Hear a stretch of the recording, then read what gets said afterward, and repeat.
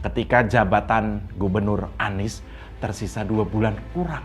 Apakah janji Anies yang diucapkan sampai berkuah-kuah itu terbukti? Cinta Mega PDIP bongkar borok lahan Pulau Gebang. Diperiksa terkait DP 0 rupiah. KPK usut tuntas program perumahan Anies Baswedan. Ditulis oleh tim redaksi jurnal dikutip dari berbagai sumber. Pengumpulan alat bukti masih terus dilakukan berupa pemanggilan saksi-saksi untuk dilakukan pemeriksaan di Gedung Merah Putih KPK, dan sejauh ini sekitar 5 tahun yang lalu, Anies menjanjikan rumah DP 0 rupiah kepada masyarakat Jakarta. Kini kita tahu dia hanya membual. Dia tidak punya rencana. Dan sekarang kita tahu segenap mimpi itu hancur berantakan. Komisi Pemberantasan Korupsi atau KPK kembali mengusut program DP 0 rupiah yang merupakan program pengadaan perumahan era Gubernur DKI Jakarta Anies Baswedan. KPK memeriksa politikus PDIP yang juga anggota DPRD DKI Cinta Mega pada Rabu 26 April 2023. Politikus PDI Perjuangan ini menjadi saksi kasus dugaan korupsi pengadaan tanah di Kelurahan Pulau Gebang, Kecamatan Cakung, Jakarta Timur, yang dianggarkan Pemprov DKI pada 2018 sampai 2019. Lahan di Pulau Gebang ini diperuntukkan pada pengadaan perumahan DP 0 rupiah di masa Anies Baswedan menjabat Gubernur DKI Jakarta. Gubernur DKI Jakarta Anies Baswedan kala itu memiliki janji menyediakan hunian yang terjangkau bagi masyarakat Jakarta, yakni rumah DP 0%. Anies menargetkan untuk membangun 232.214 unit, namun di akhir masa jabatannya, ia hanya berhasil membangun 2.322 unit hunian DP 0 rupiah. Pemeriksaan dilakukan di Komisi Pemberantasan Korupsi Jalan Kuningan Persada Kafling 4, Setiabudi Kuningan, Jakarta Selatan atas nama Hajah Cinta Mega, anggota DPRD DKI Jakarta periode 2014 sampai 2019, kata juru bicara KPK Ali Fikri dalam keterangannya. Sejak awal pun janji Anies ini terlalu muluk untuk direalisasikan, hanya saja masih banyak yang terlalu bodoh sehingga tidak menyadarinya. Masih banyak yang bangga dibuai dengan janji manis sehingga nalar dan logika disingkirkan. Padahal dalam politik apapun ceritanya, rakyat kecil seringkali dimanfaatkan, dijadikan alat jualan pencitraan, dijadikan sapi perah, dan pada akhirnya paling sering jadi korban janji manis yang tidak terwujud. Mereka diangkat setinggi mungkin, lalu dijatuhkan lewat PHP. Begitulah kira-kira. Hingga pada akhirnya, nasib rakyat kecil tetap seperti semula. Hanya saja harapan sampai meninggi karena ada janji dari calon pemimpin yang begitu ngebet ingin berkuasa. Harapan tersebut sirna dan hanya bisa gigit jari. Belum diketahui materi pemeriksaan yang ingin didalami penyidik terhadap politikus PDI Perjuangan itu. Namun lanjut Ali, Cinta Mega sudah berada dalam ruang pemeriksaan. Sudah hadir di Gedung Merah Putih dan masih dilakukan pemeriksaan, kata Ali.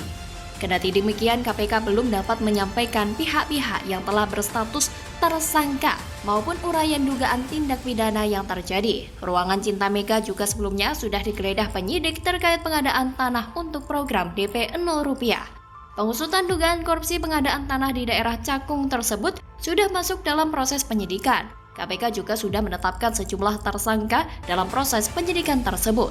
Perkara ini diduga pengembangan kasus dari pengadaan tanah di Munjul, Cipayung, Jakarta Timur. Kasus ini telah menjerat Direktur Utama Perumda Pembangunan Saranajaya, Yori Cornel Spinontoan, Direktur PT Adonara Propertindo, Tommy Andrian, Wakil Direktur PT Adonara Propertindo, Anja Runtunewe, Direktur PT Aldira Berkah Abadi Makmur atau ABAM, Rudi Hartono Iskandar, serta Korporasi PT Adonara Propertindo.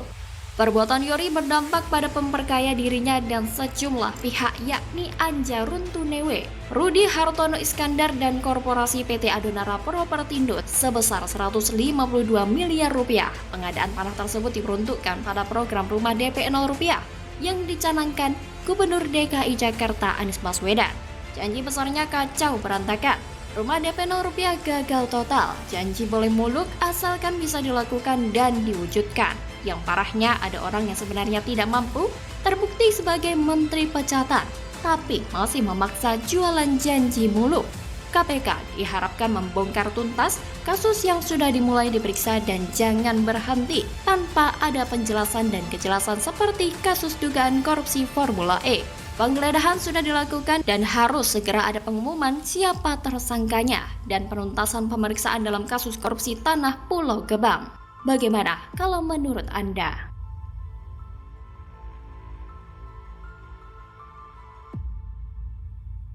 Ini aturan dalam undang-undang yang ada. Pernah saya katakan terdahulu bahwa ini kawin paksa. Kawin paksa ini kemungkinan besar bukan hanya cerai, tapi belum kawin beneran itu sudah bisa cerai. Kode keras, Anies akan tenggelam dan banyak utang meski kelebihan bayar? Ditulis oleh Daeng dari Siward.com. Dengan kelebihan bayar ratusan miliar rupiah, sulit bagi kita untuk tidak curiga bahwa ini adalah bagian dari tindak korupsi berjamaah yang diketahui Anies Baswedan. Terima kasih Anies. Dengan adanya dirimu, kami akhirnya bisa melihat bahwa beginilah jadinya kalau rakyat memilih seseorang, memilih pemimpinnya bukan dari pencapaian kerjanya, bukan dari kemampuan manajerialnya. Bacaan Anies di saat matahari terbenam cukup memberi kode keras bahwa matahari sudah akan tenggelam, itu artinya pencapresan dirinya juga akan tenggelam. Pasalnya dalam buku Principle for Navigating Big Debt Crisis, karya Ray Dalio itu bercerita soal krisis utang dan cara menanganinya. Nah, kebetulan Anies juga pernah berutang. Mungkin lagi mencari solusi bagaimana bisa membayar utang modal pencapresan itu. Dan bagaimana efeknya jika dirinya batal ke pentas Capres 2024. Sedangkan duit buat keliling Indonesia sudah banyak terbuang. Bagaimana solusinya? Dari mana duitnya? Sebelumnya Anies memamerkan buku yang berjudul How Democracies Die. Seperti biasa, Anies ingin menceritakan dirinya sebagai orang yang intelek, suka baca. Dengan bahan bacaan itu, harapannya ada solusi yang bisa didapatkan dari masalah yang tengah melanda. Namun sayangnya, orang yang cerdas di Indonesia ini tidak hanya satu orang. Dan orang yang licik juga tidak hanya satu orang. Dan bahkan orang yang bisa atau menganalisa maksud dan arah tujuan politik yang dimainkan Anies tidaklah satu orang saja. Apa yang telah Anies lakukan di DKI Jakarta sudah cukup menjadi bukti bahwa Anies adalah politisi yang licik. Segala cara dilakukan Anies demi mencapai ambisinya itu, yaitu ingin menjadi orang nomor satu di negeri ini.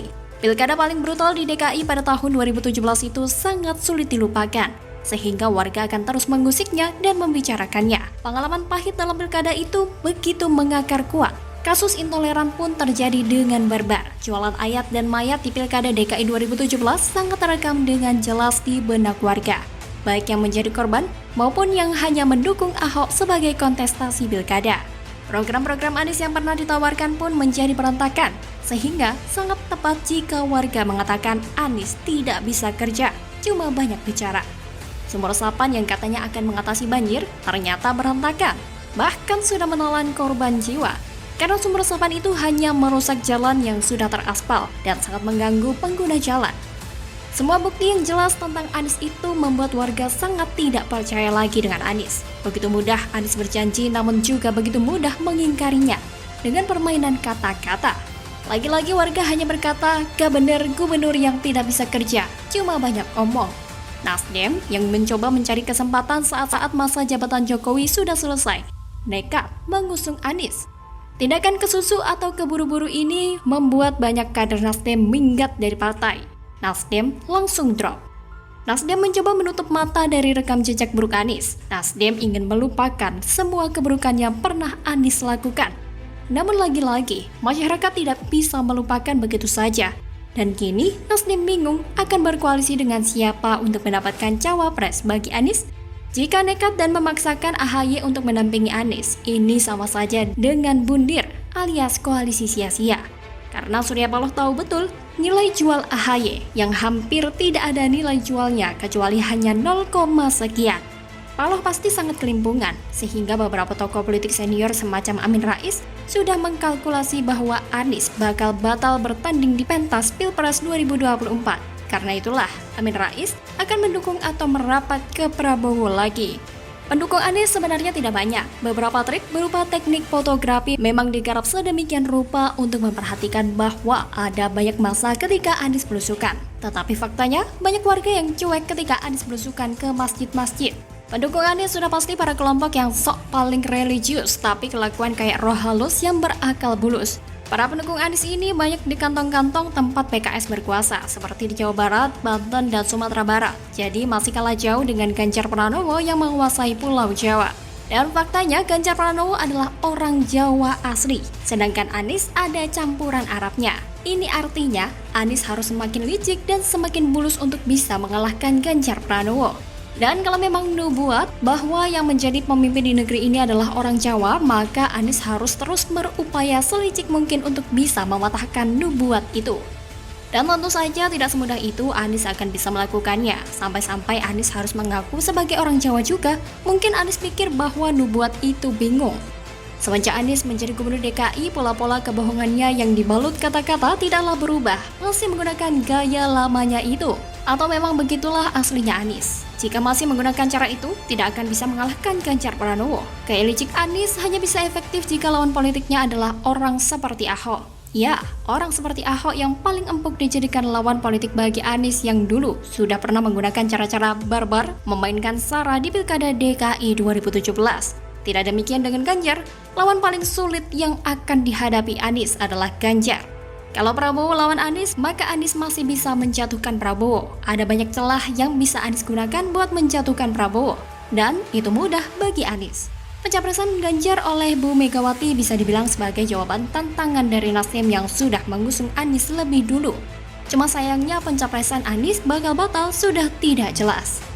Maka karena itulah bacaan Anies di saat matahari terbenam cukup memberikan kode keras bahwa matahari sudah akan tenggelam, itu artinya pencapresan dirinya juga akan tenggelam. Pasalnya dalam buku Principle for Navigating Big Debt Crisis, karya Ray Dalio itu bercerita soal krisis utang dan cara menanganinya.